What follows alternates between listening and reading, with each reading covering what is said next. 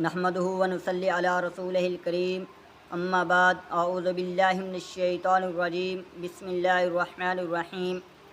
سامعین محترم، آج کی میری تقریر کا موضوع فرزدق سے ملاقات کہ حضرت امام حسین رضی اللہ تعالیٰ عنہ کی جب فرزدق سے ملاقات ہوئی، مکہ سے آپ عراق کو روانہ ہو گئے۔ صفاح نامی مقام پر مشہور محب اہل بیت شاعر فرزدق سے ملاقات ہوئی۔ آپ نے پوچھا، تیرے پیچھے لوگوں کا کیا حال ہے؟ فرزدق نے جواب دیا، ان کے دل آپ کے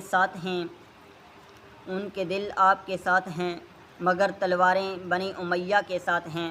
فرمایا، سچ کہتا ہے، مگر اب معاملہ اللہ ہی کے ہاتھ ہے، وہ جو چاہتا ہے وہی ہوتا ہے۔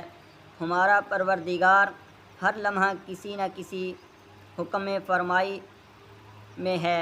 اگر اس کی مشیت ہماری پسند کے مطابق ہو تو اس کی ستائش کریں گے، اگر امید کے خلاف ہو تو بھی نیک نیتی اور تقویٰ کے ثواب کہیں نہیں گیا۔ یہ کہا اور سواری آگے بڑھا دی۔ یہ فرزدق سے ملاقات ہوئی حضرت امام حسین رضی اللہ تعالیٰ عنہ کی۔